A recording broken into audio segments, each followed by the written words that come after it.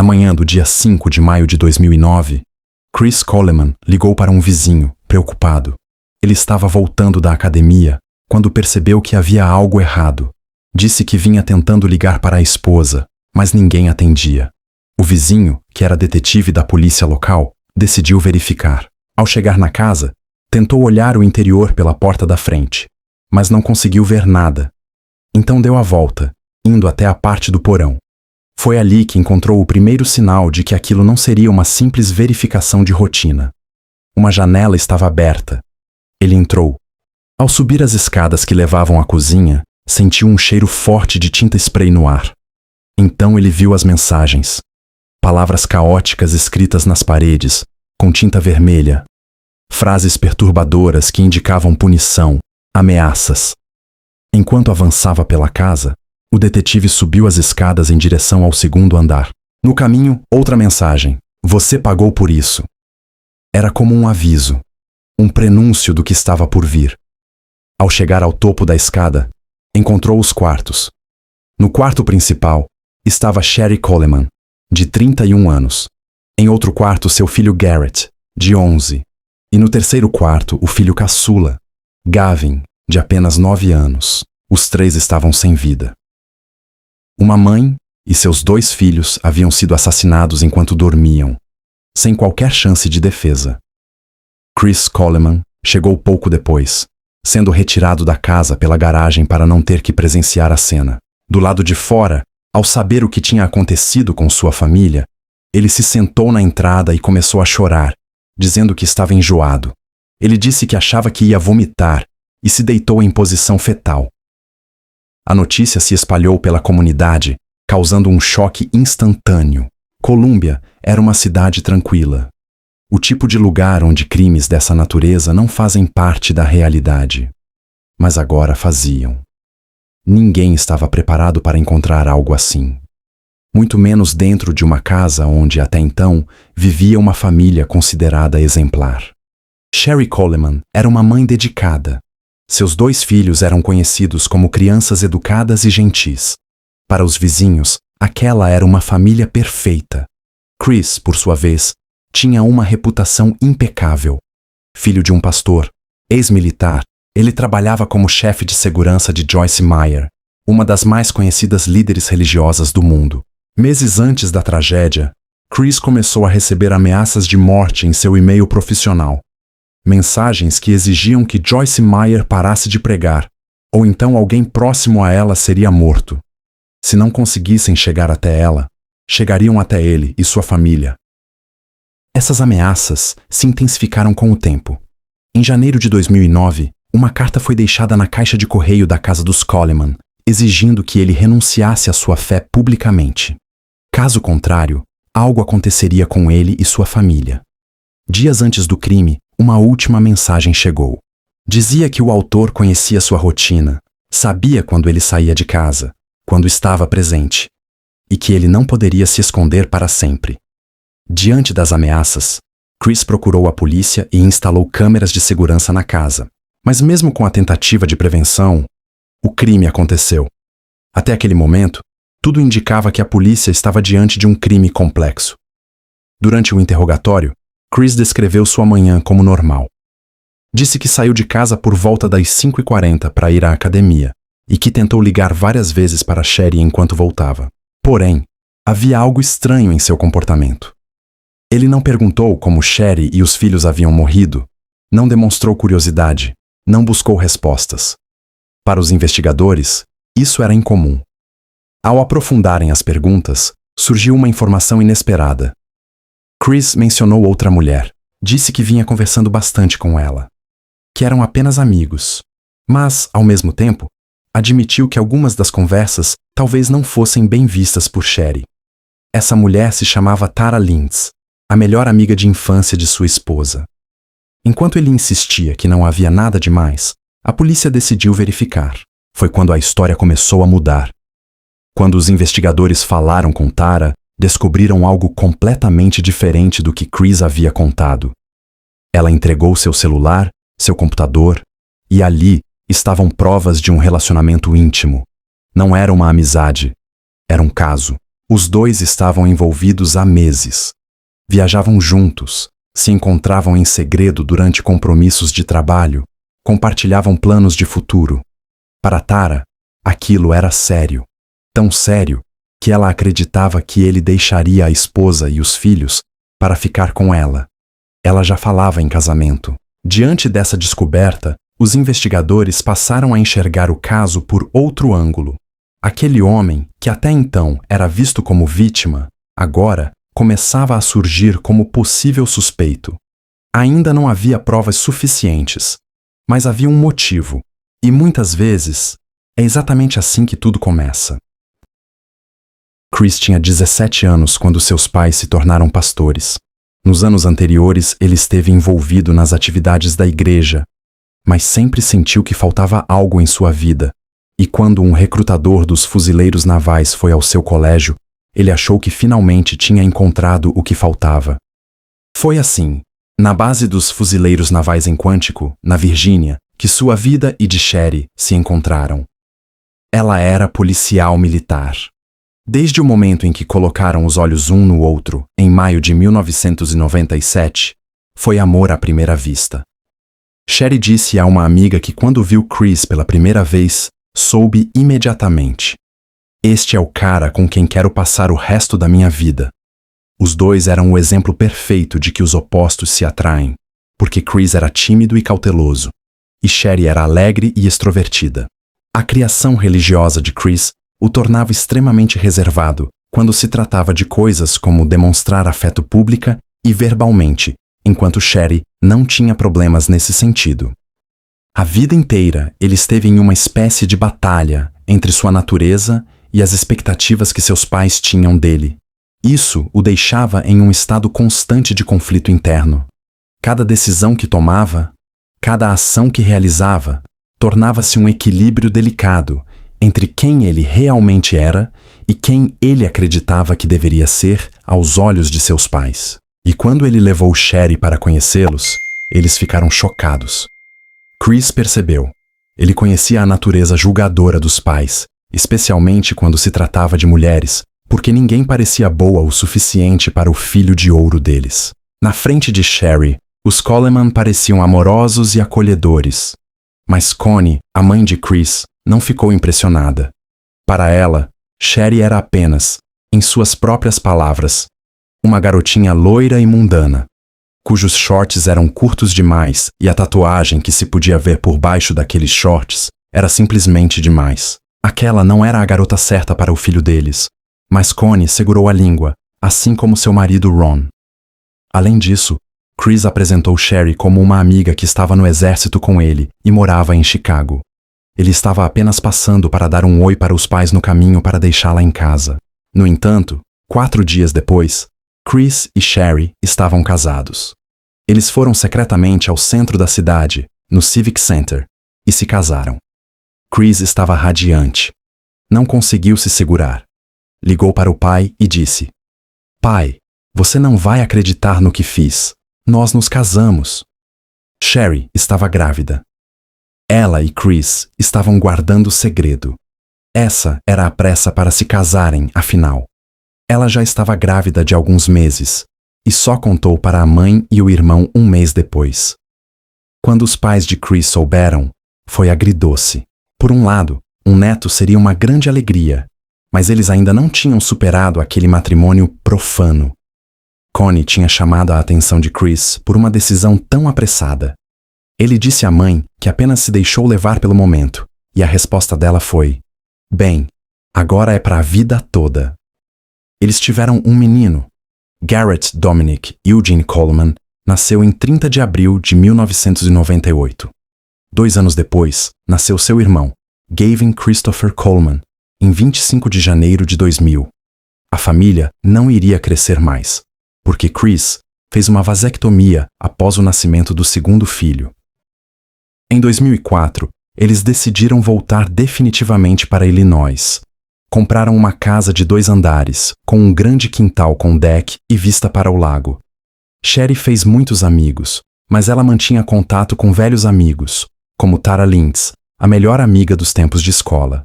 Com o surgimento das redes sociais, Sherry passava tempo em sites como o MySpace, onde acompanhava seus antigos amigos, e Tara e ela se falavam ao telefone o tempo todo. Tara morava em Tampa, na Flórida. Ela tinha se casado, mas depois se divorciou. Então estava vivendo uma vida muito diferente. Estava sozinha, tentando pagar as contas, pegando trabalhos esporádicos e até trabalhando em um clube de striptease ou como garçonete de bar. As duas tinham as mesmas personalidades extrovertidas e o mesmo desejo por aventura. Elas até se pareciam fisicamente. Foi somente quando Sherry descobriu que estava grávida que suas vidas seguiram caminhos diferentes. Mas Sherry nunca abandonou a amiga. E em novembro de 2008, quando Joyce Meyer foi à Flórida para uma conferência de 3 dias, Sherry insistiu para que a amiga fosse ao evento, para descobrir sua fé. Como Chris era chefe de segurança de Joyce, ele até poderia conseguir ingressos de graça para Tara. Chris viajou para a Flórida dias antes da conferência começar, e quando chegou à cidade, entrou em contato com Tara. Eles saíram para jantar, tomaram alguns drinks e fizeram a mesma coisa na noite seguinte. Aconteceu muito rápido. Os dois já se conheciam por meio de Sherry, mas a conexão dessa vez foi muito além de platônica. No momento em que o evento acabou, 3 dias depois, Chris e Tara estavam tendo um caso. Poucos dias depois, as ameaças por e-mail começaram, em 14 de novembro. E no Natal daquele ano, Chris pediu o divórcio, mas a resposta de Sherry foi: Chris, eu nunca vou me divorciar de você. Não vou embora. O que você vai fazer? Me matar? Depois, Sherry ligou para Tara, contando sobre as ameaças, sobre Chris estar querendo o divórcio e o medo de que ele a estivesse traindo. Tara ouviu a amiga e a consolou. No dia 27 de abril de 2009, uma segunda-feira, veio o que seria a última mensagem antes da tragédia, e dizia: Este é o meu último aviso. Seu pesadelo está prestes a acontecer. Mas, apesar de todas as ameaças, o dia 4 de maio foi um dia comum. À noite, a família jantou e depois saíram para comprar sobremesas. Chris jogou bola com os meninos na frente da casa até a hora de se recolherem. Depois, ele e Sherry assistiram o filme Batman, O Retorno, no sofá. Era uma noite comum. Na manhã seguinte, 5 de maio, Sherry, Garrett e Gavin foram encontrados sem vida na cama, estrangulados. Chris Coleman foi levado até a delegacia para prestar depoimento. Quando ele entrou na sala de interrogatório, disse aos investigadores que estava com frio, então deram uma toalha a ele. Eles acharam estranho, pois estava quente na sala. Assim que pegou a toalha, Chris cobriu os braços, onde havia marcas de arranhões. Quando perguntaram o que havia acontecido com o seu braço, ele alegou que havia se machucado ao remover uma antena de satélite no dia anterior. Nos dias que se seguiram ao funeral, qualquer sentimento de compaixão por Chris Coleman começou a desaparecer. À medida que novas descobertas vinham à tona, especialmente sobre seu caso com Tara Lentz, a opinião pública mudava rapidamente. Para os detetives, a investigação ia muito além de um caso extraconjugal. Uma traição não era um crime passível de prisão, mas assassinato. Era. Juntando as evidências coletadas até então, a conclusão era desconcertante. Na casa, havia uma janela do porão aberta, portas destrancadas, mas nenhum sinal de arrombamento. Para alguém que vinha recebendo ameaças diretas contra a própria família, aquilo não fazia sentido. Se havia medo real, por que deixar pontos de acesso vulneráveis? E havia mais. As câmeras de vigilância instaladas na casa não haviam registrado nenhum movimento suspeito. Nenhum estranho circulando pela rua, nenhum veículo desconhecido. As autópsias mostraram algo ainda mais perturbador. Sherry Coleman apresentava sinais claros de luta. Lesões no rosto, um olho roxo, evidências de que tentou resistir. Já os filhos não apresentavam os mesmos sinais. Foram mortos sem qualquer chance de reação. Outro ponto chamou a atenção dos investigadores. Não havia qualquer evidência de DNA desconhecido na cena. Nenhum sinal de um invasor. Nenhuma presença externa. Tudo indicava que quem havia cometido o crime já estava dentro da casa. No computador de Chris, encontraram coisas ainda mais questionáveis. Depois que ele voltou do evento na Flórida, criou um documento chamado Tudo sobre a Tara. Tinha de tudo: cor dos olhos, cor do cabelo, data de aniversário, o nome do cachorro dela, o aniversário do cachorro, tamanho de roupa, sutiã, calcinha, jeans, tudo. Uma anotação em especial chamou a atenção: o dia em que Tara mudou minha vida. Pouco depois dessa data, começaram as ameaças. Aquilo não parecia coincidência. E através das mensagens de texto trocadas entre Chris e Tara, encontraram um possível motivo para o crime. Tara vinha pressionando Chris a se divorciar de Sherry e deu a ele um prazo limite para entregar os papéis do divórcio. 4 de maio de 2009. Chris concordou. Disse que já estava no processo e garantiu que faria isso. Mas ele sabia que Sherry jamais aceitaria se divorciar dele. Além do mais, se Joyce Meyer descobrisse que ele estava tendo um caso, Chris perderia o emprego, um cargo bem remunerado dentro de uma organização religiosa que não tolerava adultério. Os investigadores conseguiram acesso ao notebook corporativo de Chris. A perícia forense revelou que a conta do Gmail que enviou os e-mails com as ameaças havia sido criada no dispositivo no dia 14 de novembro de 2008, o dia em que o primeiro e-mail foi enviado.